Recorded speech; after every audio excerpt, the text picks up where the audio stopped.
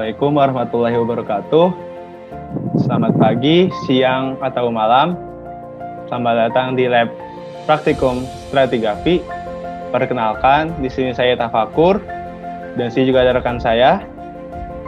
Perkenalkan, nama saya Dewa Suwardi. Di sini kita berdua akan menyampaikan materi terkait koreksi measure section. Measure section itu apa sih? Measure section itu merupakan data stratigrafi yang dibuat untuk melukiskan susunan vertikal satuan di suatu tempat sesuai dengan urutan waktu pembentukannya.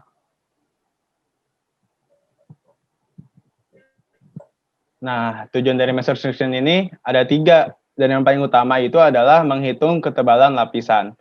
Yang kedua ada mencari data litologi, dan yang ketiga adalah mengetahui hubungan stratigrafi antar lapisan.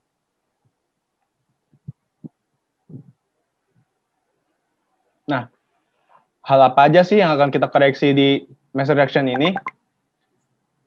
Hal yang akan kita koreksi di measure section ini ada 2, dan yang pertama dikoreksi adalah azimut. Nah, azimut itu apa sih? Azimut adalah nilai sudut suatu arah yang ditinjau dari arah utara. Dan kenapa kita mengkoreksi azimut? Karena kita akan memproyeksikan arah utara sebenarnya dengan arah utara di peta lintasan. Yang kedua, ada koreksi slope. Slope itu adalah besar sudut kemiringan dari suatu lereng. Kenapa kita mengkoreksi slope? Karena kita akan mengetahui jarak datar dari pelapisan batuan itu sendiri. Nah, tujuan dari koreksi MS ini adalah untuk mengukur ketebalan lapisan sebenarnya yang akan nantinya kita koreksi, baik itu dari koreksi azimut atau koreksi slope nantinya. Dan untuk output measure section ini ada 3, yaitu peta lintasan, penampang stratigrafi, dan kolom stratigrafi. Setelah itu, di antara faktor-faktor koreksi measure section ini adalah kondisi di mana slope sama dengan 0 dan kondisi slope tidak sama dengan 0. Yang pertama, di sini ada kondisi di mana slope tidak sama dengan 0. Sini ada proyeksi dari perjalanan kita yang diproyeksikan di kubus di sebelah kiri. Yang pertama ada X.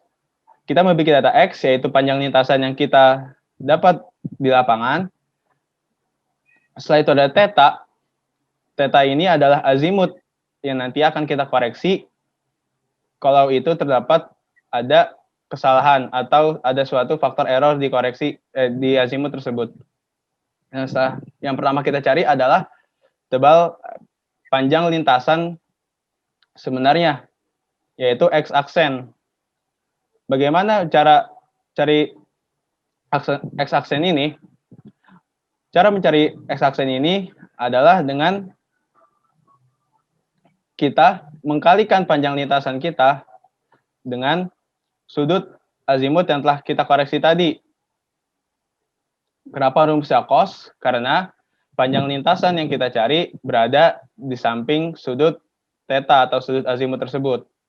Maka rumusnya adalah X aksen sama dengan X cos theta. Setelah kita mencari panjang lintasan yang sebenarnya, setelah itu kita mencari tebal lapisan tersebut. Bagaimana cara mencari tebal lapisannya? Berikut telah diproyeksikan di sebelah kanan, yaitu ada X aksen, yaitu panjang lintasan yang sebenarnya yang tadi kita cari. Setelah itu ada sudut D, yaitu adalah sudut dip itu sendiri, dan T adalah tebal lapisan yang akan kita cari. Rumusnya yaitu T sama dengan X aksen sin D.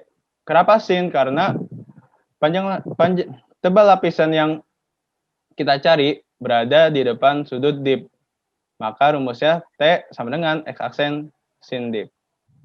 Oke, izinkan saya melanjutkan pematerian dari koreksi MS. Selanjutnya ada kondisi di mana slope tidak sama dengan 0. Untuk mengkoreksi hal ini, untuk mencari ketebalan, ada banyak faktor yang harus kita perhatikan.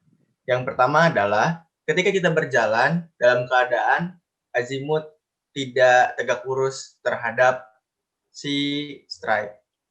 Maka dari itu, jika diibaratkan, kita berjalan dari stasiun 1 ke stasiun 2 adalah dari titik C ke D, di mana titik C merupakan stasiun 1 dan D stasiun kedua.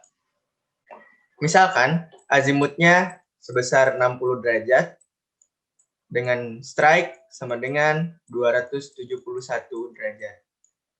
Untuk mengkoreksi azimut, diperlukan hal sebagai berikut.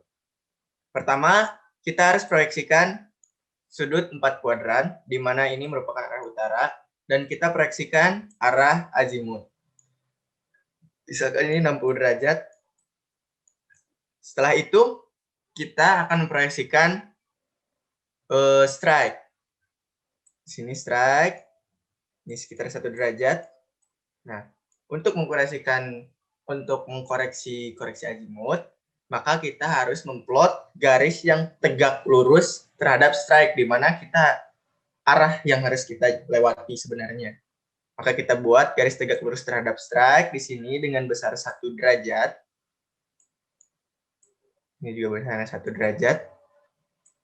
Nah, besar koreksi dari azimut adalah sudut yang dibentuk antara garis tegak lurus dengan garis azimut. Berarti besar koreksinya adalah sudut yang ini, di mana 60 dikurangi 1 derajat, yaitu 59 derajat. Nilai ini merupakan nilai koreksi azimut. Kita simpan dulu nilai yang ini. Kita cari dulu panjang dari EC dan DE dengan proyeksi segitiga CDE, di mana sudut alfa ini merupakan nilai slope. Nilai slope, dan kalian proyeksikan segitiga CDE, kemudian cari panjang EC dan panjang DE dengan rumus DC kali cos alfa dan DC sin alfa.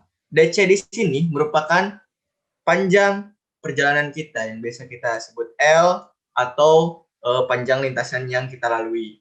Setelah kita mendapatkan nilai EC dan nilai DE, mari kita cari nilai EF dari segitiga EFC, di mana besar segitiga ini merupakan besar dari segitiga dasar,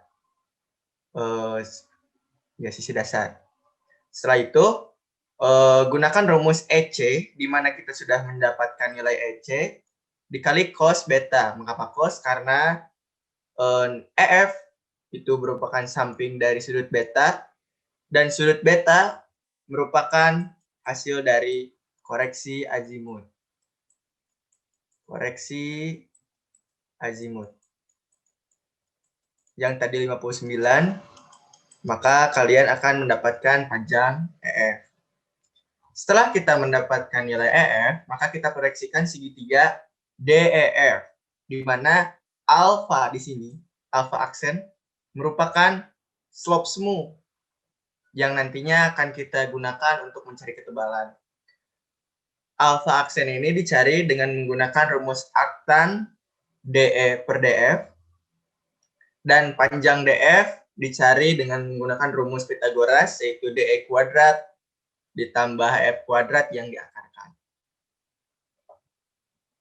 Nah, dari hal tadi, setelah kita mendapatkan panjang AC atau kita sebut tadi nilai DF, AC dengan DF itu nilainya sama, maka ada beberapa faktor yang harus kita perhatikan lagi nih, yaitu kedudukan lapisan, di mana ketika deep itu sama dengan 0, maka sudut alfa aksen untuk mencari ketebalan merupakan ketebalan itu sama dengan panjang AB, di mana langsung menggunakan rumus AC sin alfa aksen. Begitupun ketika deep sama dengan 90, yang ini deep sama dengan 0. Kalau deepnya 90, maka panjang BC merupakan nilai ketebalan dan langsung menggunakan rumus AC cos alfa aksen atau alfa semu. Untuk kasus di mana si deep-nya itu berlawanan dengan arah slope. Jadi ketika slope-nya arahnya seperti ini, deep-nya mengarah ke sini. Nah, rumusnya adalah AC sin dip ditambah alfa aksen. Mengapa? Ini tuh berasal dari arah sini. Jika diproyeksikan lebih panjang, ini merupakan lapisan bawah. Nah, ini merupakan nilai dip. Nilai sudut yang dip ini sama dengan nilai sudut yang ini. Di mana alfa aksen ditambah dip sama dengan nilai ketebalan. Nilai ketebalan sama dengan dip ditambah alfa aksen disinkan dikalikan panjang AC. Untuk lapisan yang searah dengan slope, itu terdapat dua jenis, di mana dip itu lebih kecil dari alfa aksen dan dip lebih besar daripada alfa aksen. Di mana ketika dipnya lebih kecil dari alfa aksen, AC sin alfa aksen dikurangi dip. Ketika dipnya lebih besar dari alfa aksen, AC sin dip dikurangi alfa aksen. Berikut referensi untuk materi koreksi measure section. Silahkan dicari, dibaca lagi. Sekian dari saya dan Kang Tafakur. Wassalamualaikum warahmatullahi wabarakatuh.